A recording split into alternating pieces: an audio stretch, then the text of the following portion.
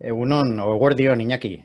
Eguerdión, ¿qué tal, Iñaki, José? Iñaki Garcinuño, además de emprendedor o empresario, ¿no? Del sector de artes gráficas.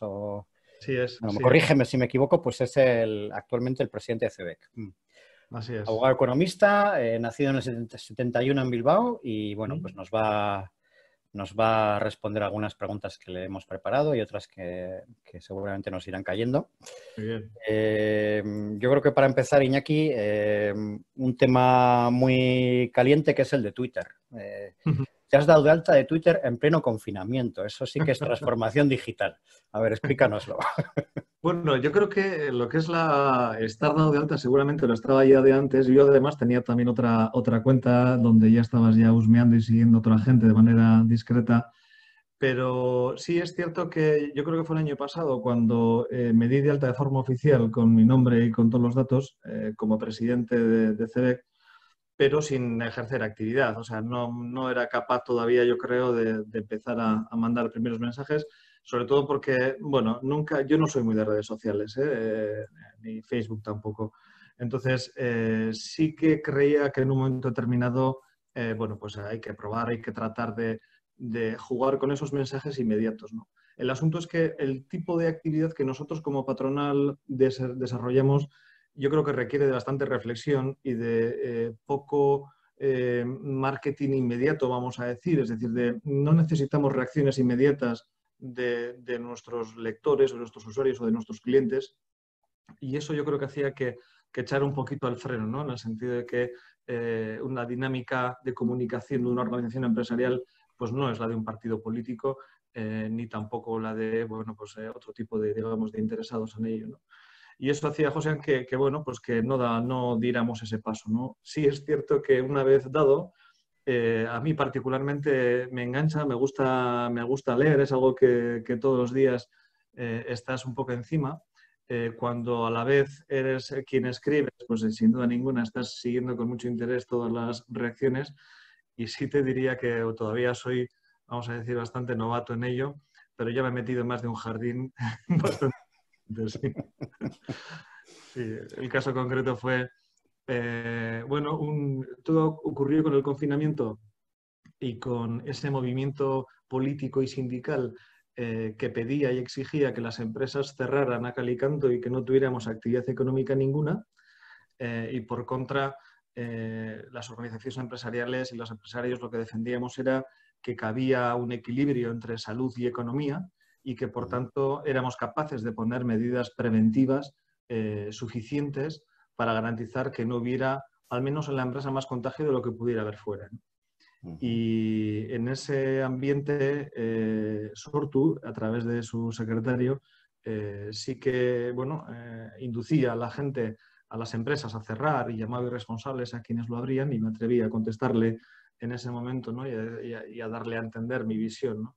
En un par de mensajes que luego él posteriormente al día siguiente se lo pensó muy bien, me contestó con 15 y después de los 15 lo que vino fue una retahíla de seguidores, lógicamente, del mundo suyo que me pusieron convenientemente a parir y que en un momento determinado, pues si te sientes, vamos a decir, relativamente incómodo viéndolo y bueno, yo tomé dos decisiones. Una es dejar de verlo ya al 100avo mensaje y otra es tratar de salirme de ese debate de una manera que seguramente no se hará así porque no es un experto en la materia, pero yo bueno, me despedí y dije que realmente no era el foro de debate. No he estado suficientemente preparado, yo creo, ese tipo de personas para poder. Pero claro, es que en Twitter, ¿quién tiene, no? Suficiente también capacidad para poder aguantar y no faltar o no, pues bueno, los hay evidentemente, ¿no? O Pero sea, realmente eres tú el que escribe, Iñaki, porque muchas veces con los personajes públicos pues tienen ahí sus asesores y demás que les hacen las cosas, ¿no? En este caso eres tú. Realmente es sí, Iñaki Garcinuño el que escribe. sí, soy yo personalmente, sí, sí. Además, ahí tenemos un director de comunicación dentro de la entidad, pero realmente, bueno, yo soy de los que todos los discursos los escribo yo y el caso del Twitter también. Es decir, me cuesta poner en mi voz nada que no haya escrito yo, ¿no? Y por otra parte también hay que tener en cuenta que dentro de lo que es la dinámica institucional, quien realmente está presente en todas las reuniones, está en todos los eventos, quien tiene contactos con los cargos políticos o sindicales, soy yo. Yo y lógicamente hay más gente, pero en ese sentido, no precisamente quien puede escribir por mí. De tal forma que la información la tienes más actualizada, no es más fácil escribirlo, ¿no? Claro. Claro, claro. Muy bien. Sí, sí. Y sí que es un poco de transformación digital, ¿no? El que haya sido coincidiendo con este momento en el que a lo mejor tenías menos presencia pública porque había menos ruedas de prensa o menos, no sé si Sí, intervenciones o reuniones reales, ¿no? sí, realmente los actos lógicamente cayeron de forma radical y se pierde todos esos ambientes que te permiten la conexión con personas del mundo político, de empresarial también, sindical o de cualquier índole, ¿no? Del ámbito social, ¿no? Y sí es verdad que necesitas más herramientas de comunicación, ¿no? Lo cierto es que ese tipo el Twitter, pues yo creo que te aporta esa inmediatez, el poder responder a los datos del paro de una forma inmediata o el poder mandar un documento, el poder opinar sobre una noticia que realmente, bueno, es combinable, ¿no? Una vez de que te metes dentro, pues lo ves, es combinable con ese otro estilo, vamos a decir, nuestro propio de una patronal, donde la relación con el asociado pues es más lenta, es más pesada si quieres, está más trabajada, no persigues el populismo ni quedar bien con nadie, ¿no? Ni resumir en muy pocos caracteres lo que tú haces o lo que tú piensas, ¿no? Entonces, ciertamente yo creo que cada cosa tiene su espacio, ¿no? Pero sí, sí, me ha coincidido con este momento tan duro y bueno, yo creo que aporta, como te digo, lo suyo también, ¿no? Sí, sí, sí. Momento duro, Iñaki, has dicho. Sí. ¿Cómo están las cosas? ¿Cómo las percibes tú que tienes una información, iba a Ujú. decir privilegiada, tampoco es el mejor calificativo, pero sí que tienes más información Sí. que el común de los mortales? Bueno, pues realmente, a pesar de tener más información, la información es tanta, yo creo, que nos llega y tan distinta, que en ocasiones cuesta realmente entender cuál es el futuro más cercano o el camino correcto, o cuesta atreverse uno a poder opinar sobre lo que nos viene encima, ¿no? Yo creo que este tipo de crisis tan globales, y en este caso mundial, lo que realmente hace es que todos seamos parte tanto de la solución como del problema. Todos, de alguna forma, vivimos en propia carne todo lo que concierne a las consecuencias del COVID en este caso, ¿no? De tal forma que mucha gente está en ERTE. Tenemos una cifra que tarde o temprano llegará a los 200.000 personas en Euskadi afectadas por un ERTE. Es gente que sabe de sobra lo que significa esta crisis económica, ¿no? Yo diría que nos encontramos en un momento, digamos, especialmente crítico, en el sentido de que la desescalada nos aporta unos datos que hasta ahora estaban siendo buenos, dentro, entre comillas, por supuesto, y con todo respeto a quien lógicamente lo sufre directamente, ¿no? Pero estaban siendo mejores, más que buenos, mejores.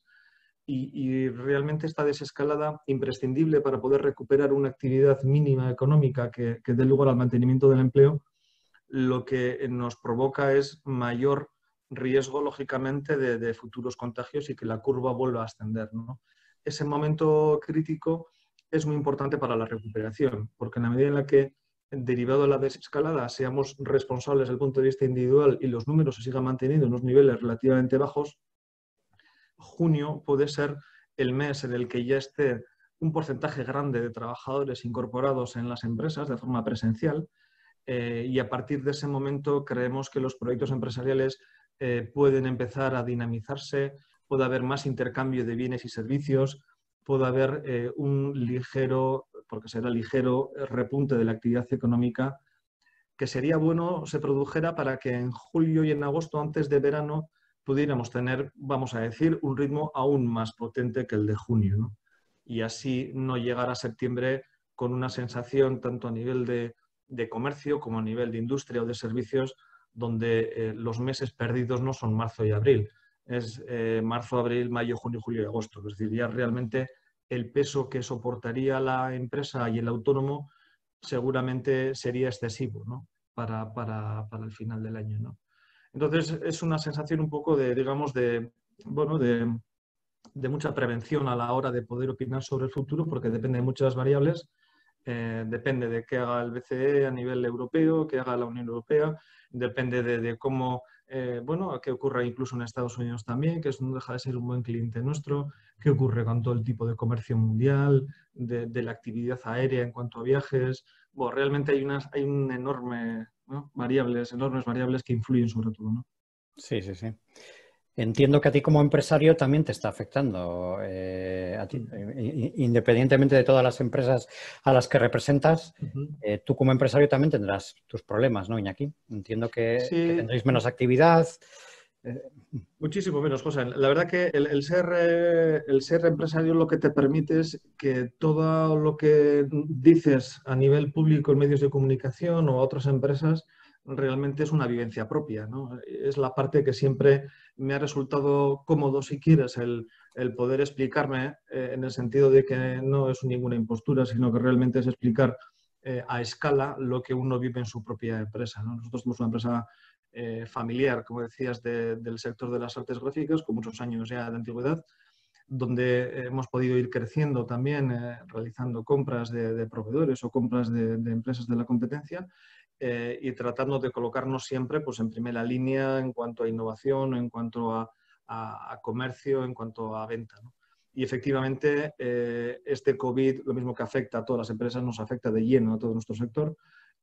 Bueno, nosotros como empresa bajamos de forma radical, como todas, las ventas desde el inicio y lo que se ha caracterizado, yo creo, sobre todo es que una vez que asumes que realmente tu venta cae pues en un 75% de noche a la mañana, bueno, tienes que poner en práctica eso que muchas veces decimos de lo que es la transparencia, el diálogo con la gente, la comunicación bidireccional, la flexibilidad bidireccional entre empresa y trabajador.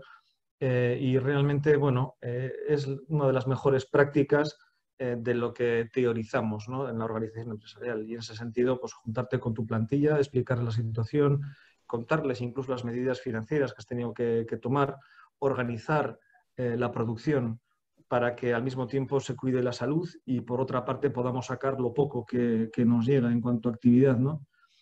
Como te digo, es el mejor ejercicio para luego salir y hablar, vamos a decir, a nivel ya más macro, ¿no? Sobre lo que es las relaciones laborales o lo que es el mundo del trabajo, de la persona, de las relaciones en general, ¿no? sí, sí, sí. Así nos encontramos. Ese 75% que has dicho es real, esa cifra, Iñaki. Sí, bueno, en un principio cuando realmente se produce el mes de abril es un mes prácticamente. Tú piensas que 15, nosotros no somos actividad esencial y Ujú. quien no lo es solo puede ir Claro. a trabajar en condiciones, vamos a decir, para sacar pedidos muy concretos y pequeños, ¿no? Con lo cual ahí realmente durante 15 días estás parcheando y sacando un poco lo mínimo.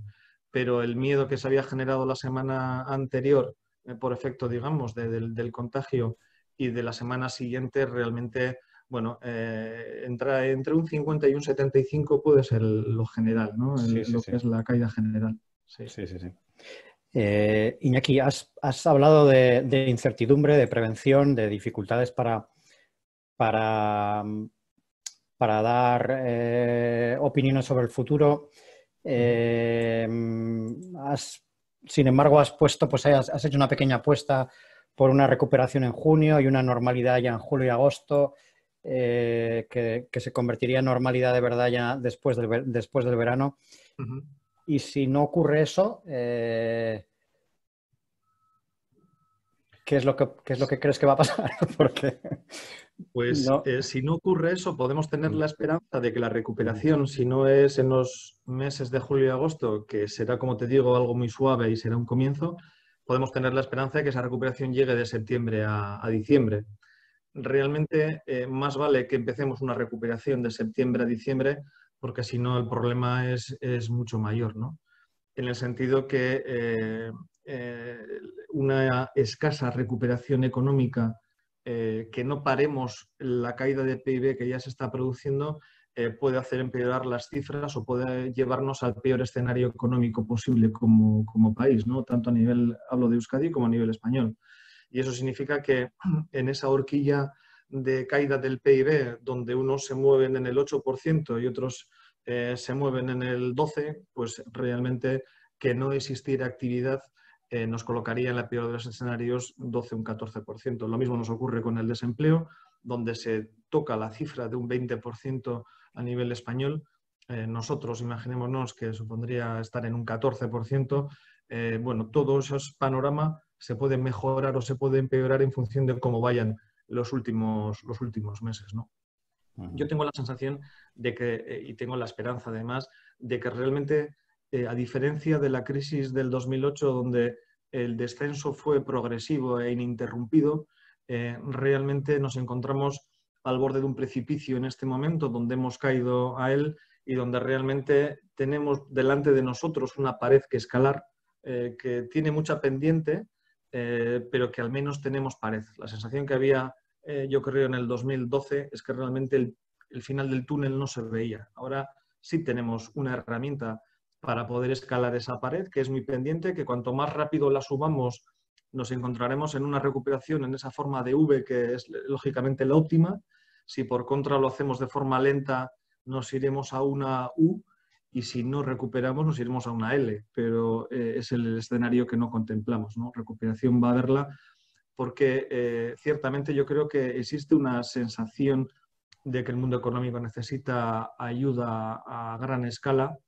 Creo que la Unión Europea, a pesar de este pequeño circo que se monta en torno al norte y el sur, sí tiene conciencia de que hace falta un plan Marshall de muchos ceros para poder inyectar liquidez a banca, a empresas, a familias.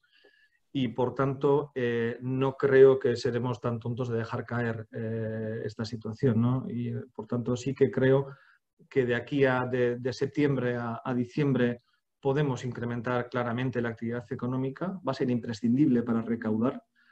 Una caída estimada de un 20% de recaudación que se espera en Euskadi, por ejemplo, es una caída brutal. Por tanto, por suerte, tenemos capacidad de endeudamiento. Y si España abre en ese sentido el grifo de un mayor endeudamiento y que sea proporcional a la actividad económica de cada territorio, pues seremos capaces de efectivamente de endeudarnos lo necesario para que el golpe sea menor, ¿no? Y de esa manera, pues que todos los agentes implicados en esto, como decía, que nos vemos afectados, empresas, autónomos, trabajadores, pues realmente veamos soluciones o veamos por lo menos un final, ¿no? Un final. Ciertamente hay gente que se va a quedar por el camino, José, en eso ya se está viendo. Marzo y abril han sido meses de desempleo muy malos, del orden de 10.000, 11.000 por año, perdón, por mes en Euskadi.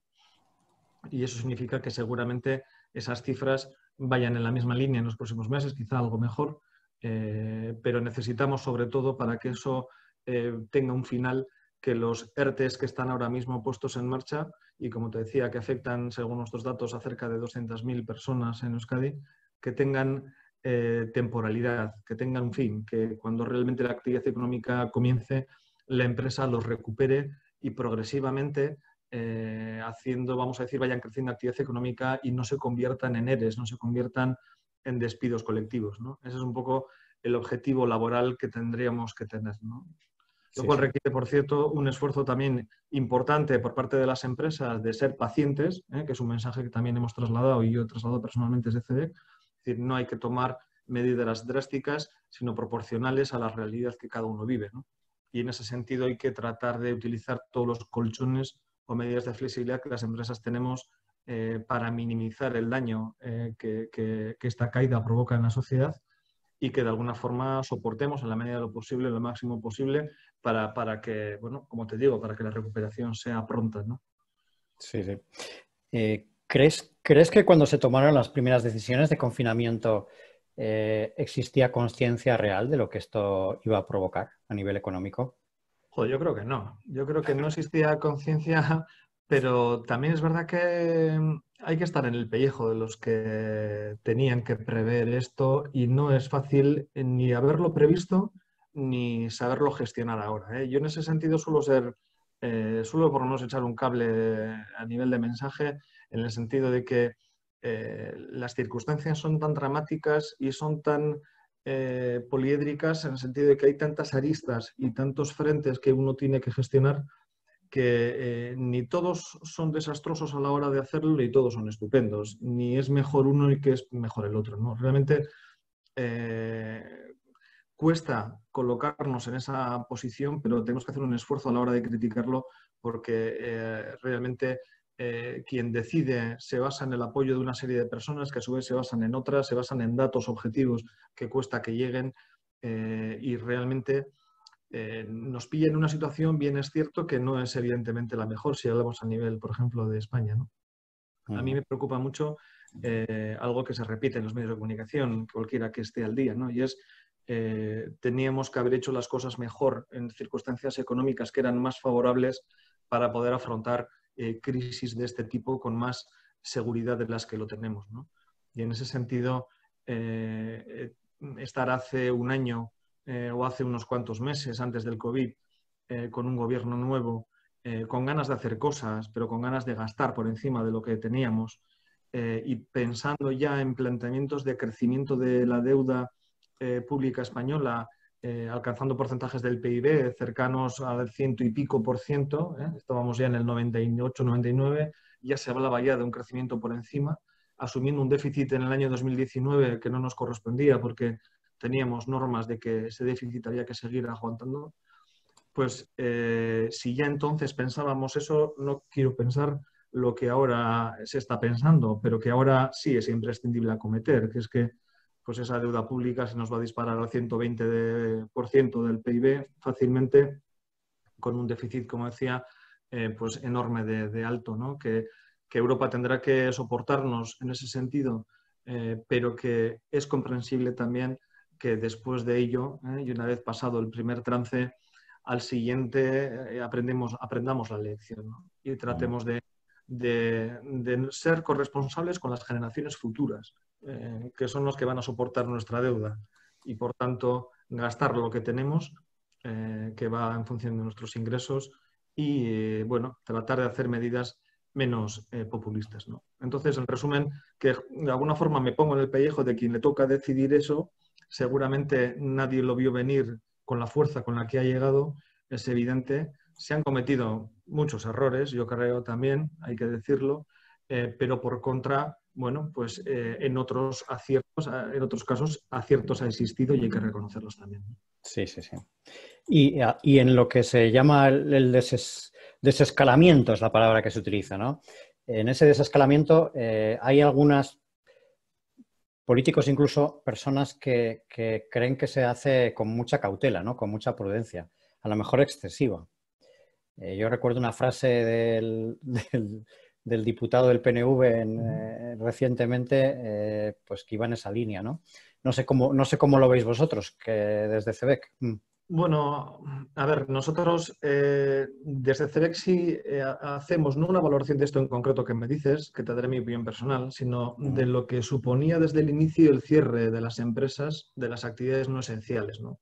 Ahí sí fuimos muy duros porque en Euskadi las tres organizaciones patronales territoriales unidas en Confebas dijimos abiertamente que era un error cerrar las empresas, que cabía establecer medidas que fueran más duras o menos duras, pero se podía trabajar. Quien tuviera actividad económica, bien es cierto, porque ya se había caído una muy buena parte del mercado, pero quien pudiera trabajar porque tenía actividad debería poder hacerlo, ¿no? A pesar de ello, se cerró.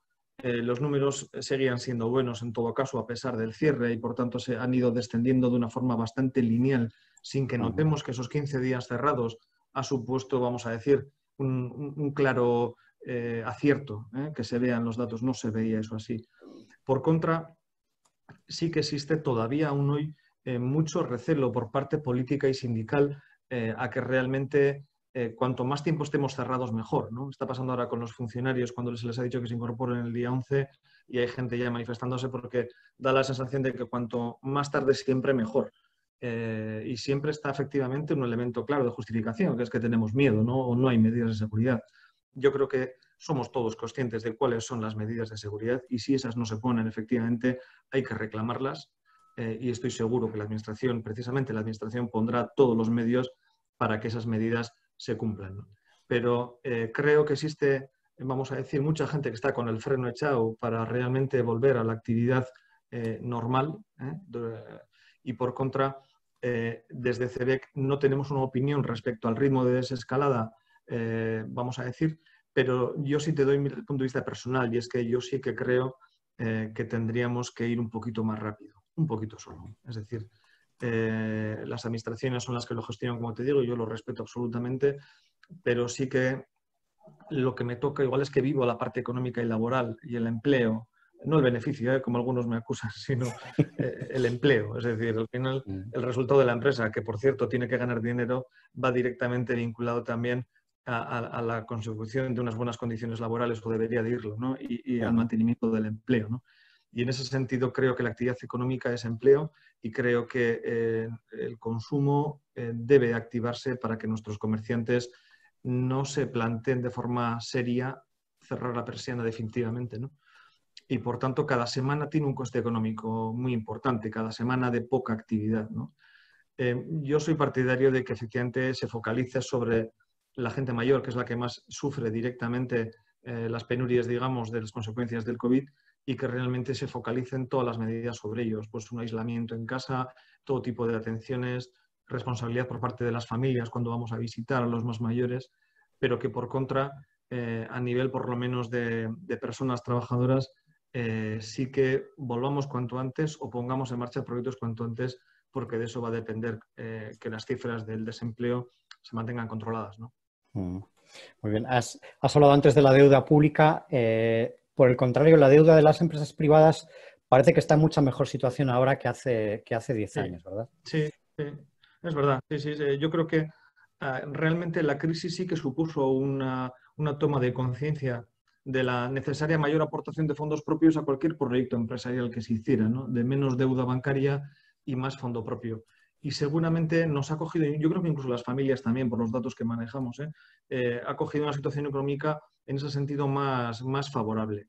Y por tanto, bueno, eso unido a que realmente la liquidez existe ahora y sigue estando, y esperemos que se mantenga a un coste bajo, hace que, bueno, pues que las empresas, por ejemplo, pues en el caso del Cargi, que es quien aporta avales, y en este caso también fondos financieros, pues en el caso de los avales del Cargi, las solicitudes de millones de dinero que las empresas han solicitado, tanto empresas como autónomos, pues alcanzan unas cifras que han triplicado los fondos que existían, ¿no? Si teníamos 500 fondos para poder avalar, pues había peticiones por 1.500. Cuando ahora está a punto de ampliarse de 500 a 1.000, la cifra de solicitudes ya alcanza los 2.000. En ese sentido, hay necesidad financiera, pero también es verdad que hay tesorería, la banca, yo creo que se está a vida de poder servir, porque en un momento tan crítico en el que se encontraba con márgenes muy escasos por un tipo de interés tan bajo, ahora se encuentra con un potencial mercado, ¿no? Interesante para poder ofrecer, ¿no? Con lo cual creo que en ese sentido está algo mejor. Por sectores, ¿destacarías alguno por su especial incidencia negativa o positiva? Para nosotros crítico la automoción y el tema aeroespacial. La automoción porque así como fábricas de montaje realmente, en Euskadi tenemos la de Mercedes con los 5.000 trabajadores y con un porcentaje del 5% del PIB, que es mucho. Realmente somos tractores, somos muy innovadores en todo tipo de componentes de automoción que acaban en el mundo de la exportación. Evidentemente no acaban en Mercedes, acaban fuera, ¿no? Muchos de ellos. Sí, sí, sí. De tal forma que ese sector es el que está ahora mismo más afectado, porque esas cadenas de montaje están progresivamente reincorporándose al trabajo y poniendo en marcha las fábricas, ¿no? Mercedes ahora mismo creo que empezaba en el segundo turno de los 3 que tiene, pero a nivel europeo nos ha pasado 3/4 de lo mismo, ¿no? Las cadenas de montaje no andaban, llevan todo el mes de abril prácticamente inactivo, porque los coches que fabrican no saben dónde colocarlos, no hay concesionarios que los vendan, y por tanto la cadena va aguas abajo hasta que llega ese fabricante de componentes, que también tiene que parar porque su principal cliente le dice no me mandes nada hasta que no te diga yo, ¿no? Con lo cual ahí estamos muy afectados. El tema, lógicamente, aeroespacial también. Tenemos un clúster bastante potente, Egan, de tema de aviones y todo tipo de piezas de fabricación, y lógicamente se encuentra tremendamente parado en ese sentido, ¿no? Bueno, esos son, digamos, yo creo, los dos peores, ¿no? La construcción, evidentemente, que a veces se habla poco de ella estaba recuperando poco a poco el ritmo hasta que llegó el COVID y entonces realmente ha vuelto a caer y ha caído además más que la industria y más que servicios. Y bueno, nuestra joya de la corona siempre es la industria, ¿no? Entonces, nuestra preocupación normalmente reside ahí, porque derivado de una industria potente tenemos unos servicios muy potentes, sobre todo en la zona de Vizcaya, por ejemplo, y a la contra, ¿no? Por tanto, tenemos que seguir cuidando esa industria, donde, como te digo, automoción y aeroespacial son las que más están sufriendo ahora.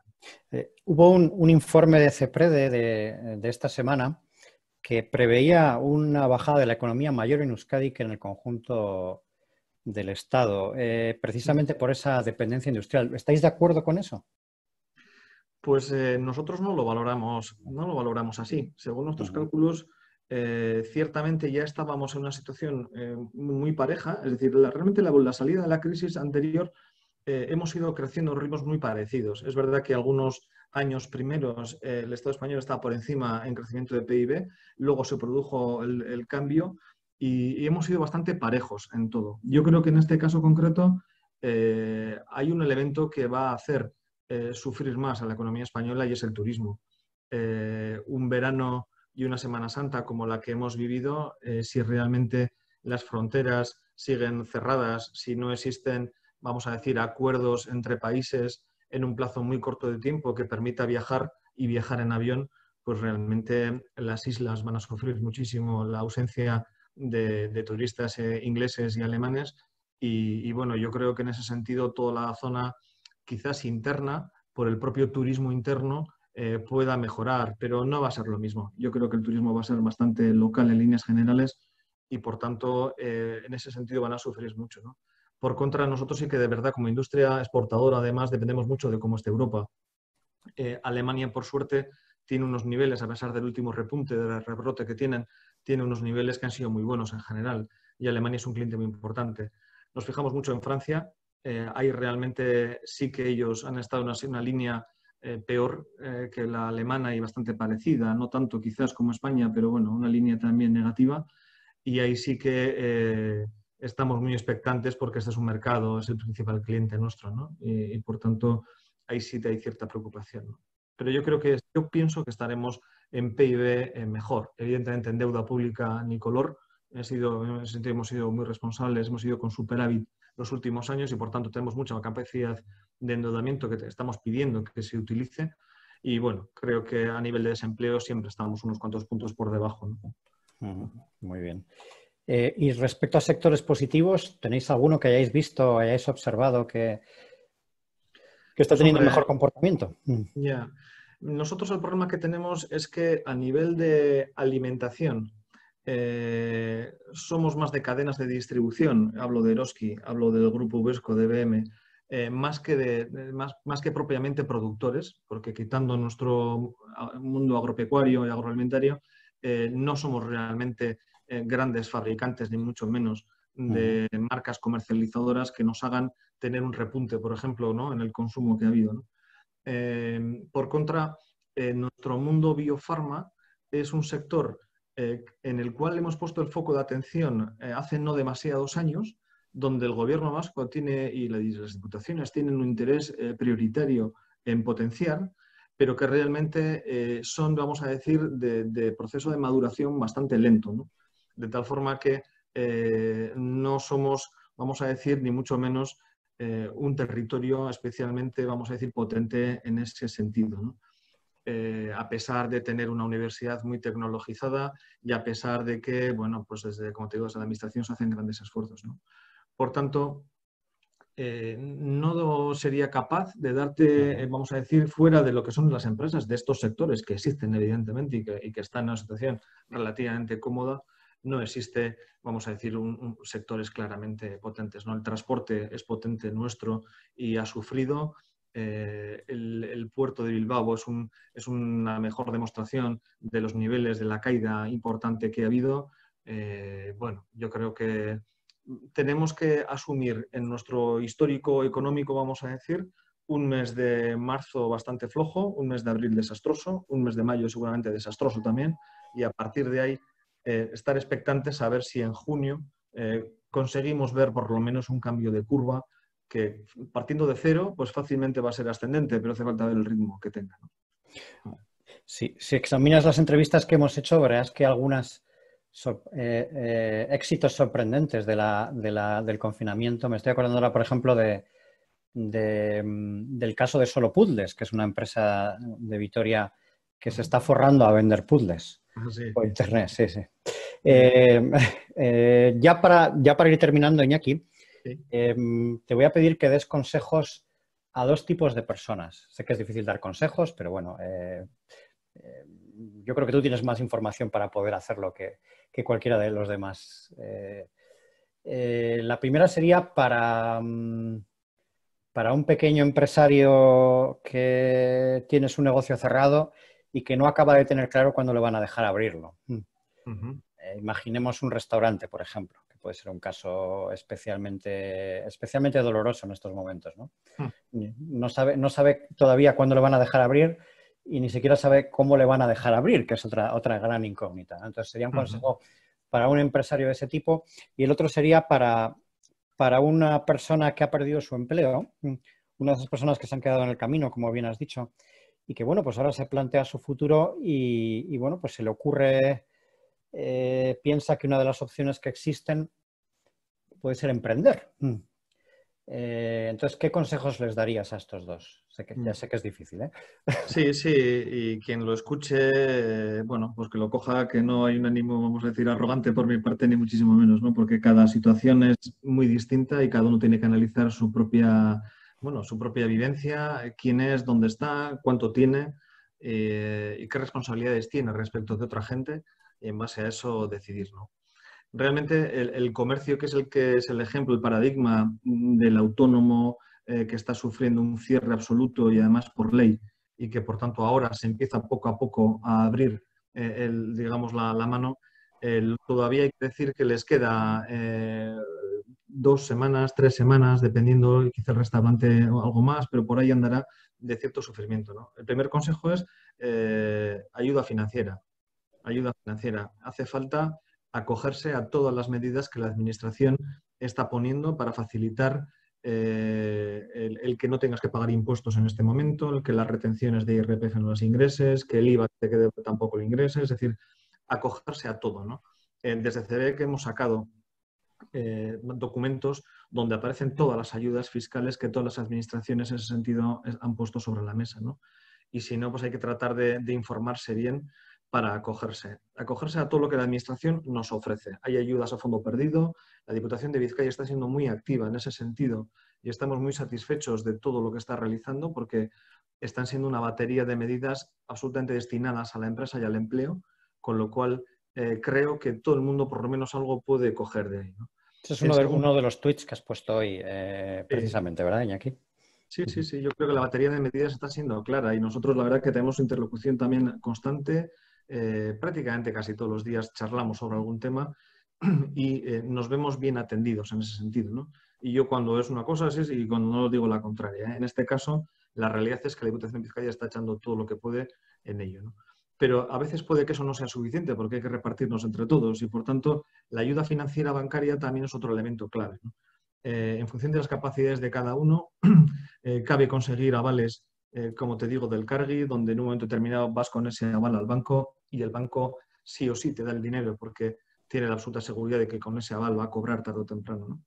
Pero hay que tratar de estudiar cuál es tu necesidad financiera durante este mes de poca actividad o de nula actividad. A partir de entonces, ser imaginativo. Yo creo que la diferencia respecto a la crisis anterior es que todavía las familias tienen capacidad económica y hay ganas de consumir, porque llevamos encerrados mucho tiempo. Y quien ha perdido el empleo, aun siendo muy importante, por supuesto, de forma individual, el número como territorio, todavía vamos a decir que tenemos una empleabilidad relativamente alta y esa gente al cobrar quiere gastar y debería también gastar por lo menos para echar un cable a todo el entorno local.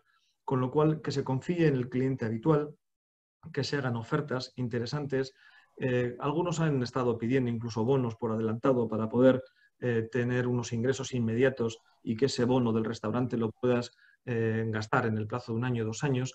Es decir, ser un poco imaginativos en ese sentido, ¿no? Y pedir pedir en ese sentido, por parte nuestra, desde luego, un incremento del consumo en cuanto podamos salir, ¿no? Algunos hablan de cambio de modelo. Bueno, pues igual hay que cambiar el modelo, pero igual mejor lo cambiamos el año que viene y este año gastamos lo que gastamos, porque lo que gastemos es dinero que la gente va a necesitar ingresar, ¿no? Y eso es comercio en general, ¿no? Bueno, viendo cómo estaban las terrazas en Ledesma el lunes, es un buen augurio, ¿no, Iñaki? Sí, yo creo que, vamos, nos vamos a ver todo a este paso y lo vamos a comer todo, ¿no? Pero bueno, hay que ser prudentes en el sentido de que ante todo tiene que estar el tema salud de por medio, ¿no? Y en ese sentido hay que ser pacientes, que va a haber tiempo, ¿no? Y bueno, yo creo que por ahí lo financiero y luego la propia producción, los ingresos ordinarios, tratar de dinamizarlos, ¿no? No poner una carta de menús extensa, irnos a un menú del día, es decir, o menús más cortos de degustación, en el sentido de que la sociedad tiene que aceptar que algo va a cambiar y que no le puedes pedir una calidad de servicio como lo teníamos antes.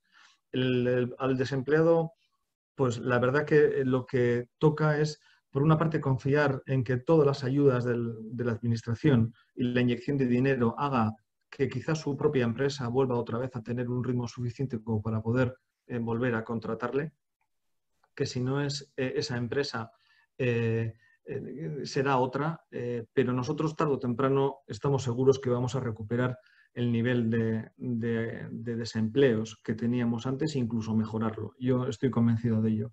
Hace falta formación, no hay que perder la esperanza.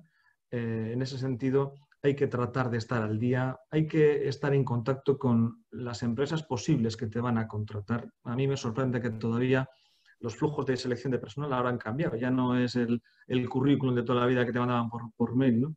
Pero a mí a veces me cuesta encontrar los cauces nuevos, los cauces innovadores a través de los cuales tener currículums de personas, ¿no? Yo creo que todavía se agradece incluso la visita personal, el correo electrónico o una llamada de teléfono donde alguien te diga, oye, mira, me ofrezco para este puesto, mi actividad ha sido esta y demás, ¿no?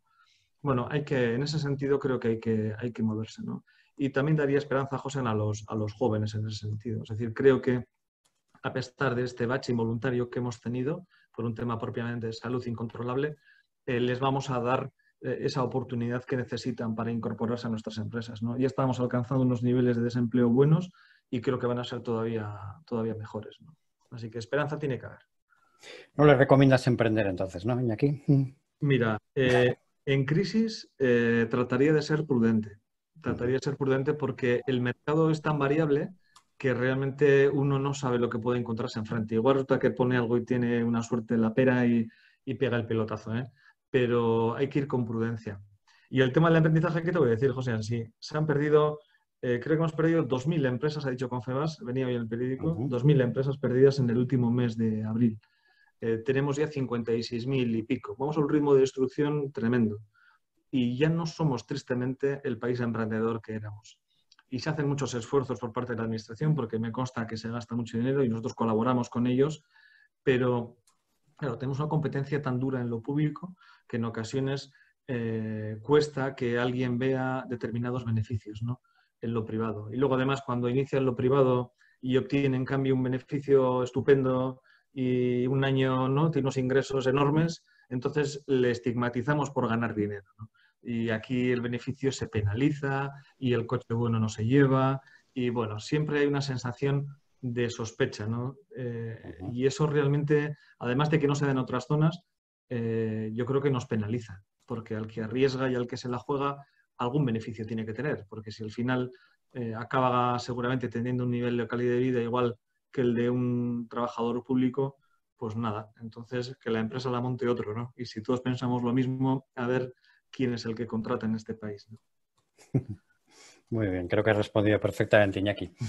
Bien. Sin entrar en terrenos con arenas más movedizas. Yo me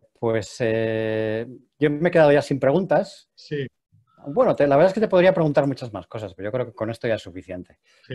Ya nos has dado una visión Estoy bastante clara del momento y de las esperanzas y de los riesgos. Ujú. Y bueno, solo me queda agradecerte tu tiempo y que sigáis ahí en el ojo del huracán, dando el callo en Sí, una época especialmente especialmente difícil. Y bueno, pues muchísima suerte y es que ricasco, Iñaki. Nada, estoy encantado, José, de que me hayas invitado. La verdad que en esta presidencia que estoy de CEBEC me tocó efectivamente la salida de la crisis anterior y cuando yo ya pensaba que esto lo estaba yo dejando suficientemente bien como para irme contento, resulta que caemos en otra grande, ¿no? Y bueno, yo creo que cuesta gestionarlo a todas las personas individual, tanto a las organizaciones, pero sobre todo a las familias y a todo aquel que lo sufre directamente, ¿no? Así que tiene que haber un mensaje de ánimo. Te agradezco mucho, José, la charla y a tu disposición cuando quieras. Un abrazo.